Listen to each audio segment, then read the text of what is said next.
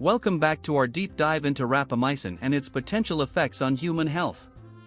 In this episode, we'll explore the latest research on rapamycin, particularly its impact on longevity, as well as its applications in various health conditions and biological research.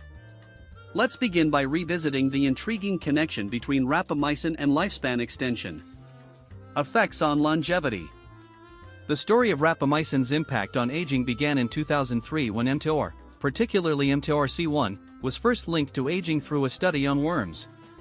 Researchers discovered that Sirolimus, also known as rapamycin, could inhibit and slow down the aging process not only in worms but also in yeast and flies.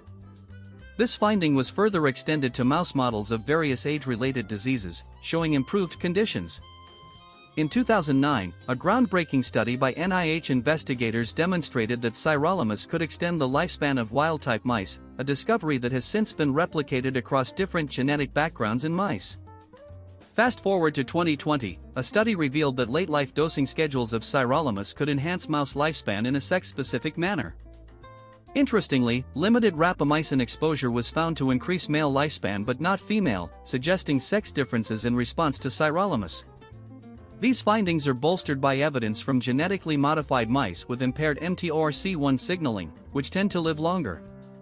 There's growing excitement about Sirolimus as a potential longevity-promoting drug, thanks to its ability to prevent age-associated decline in cognitive and physical health. In 2014, Novartis researchers found that everolimus, a compound related to Sirolimus, could increase the immune response in elderly patients when given intermittently.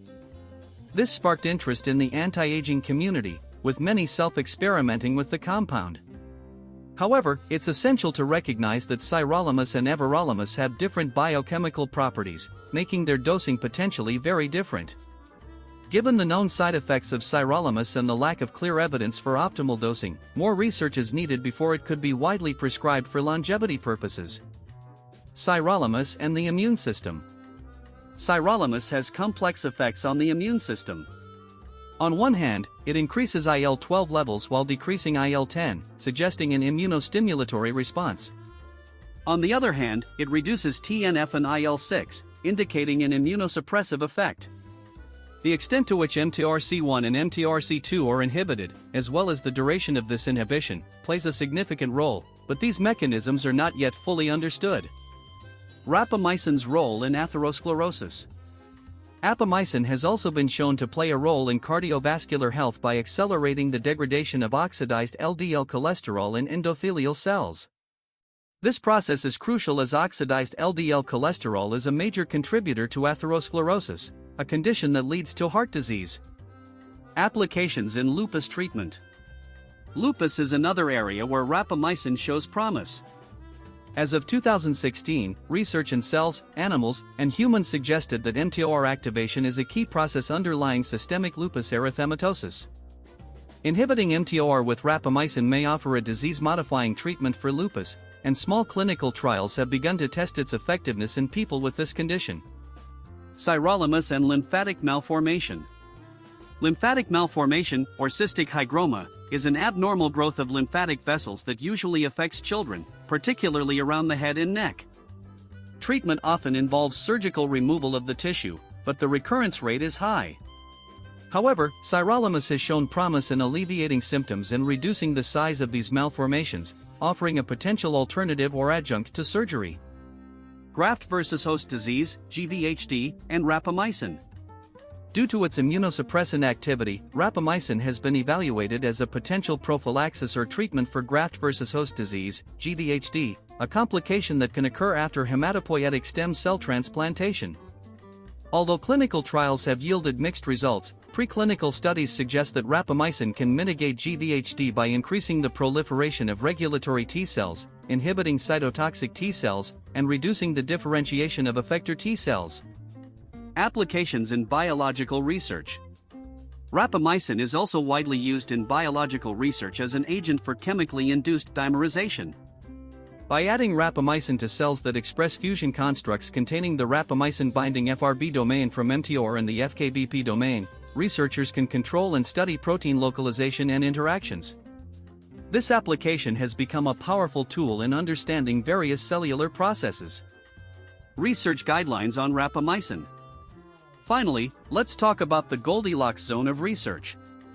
The Goldilocks principle is named by analogy to the children's story Goldilocks and the Three Bears, in which a young girl named Goldilocks tastes 3 different bowls of porridge and finds she prefers porridge that is neither too hot nor too cold but is just the right temperature. The concept of just the right amount is easily understood and applied to a wide range of disciplines, including developmental psychology, biology, astronomy, economics, and engineering. That's to say, in our case, let's focus on the boundary conditions for rapamycin's positive effects, which can be mathematically expressed using the first-order derivative of cellular growth and proliferation, or G.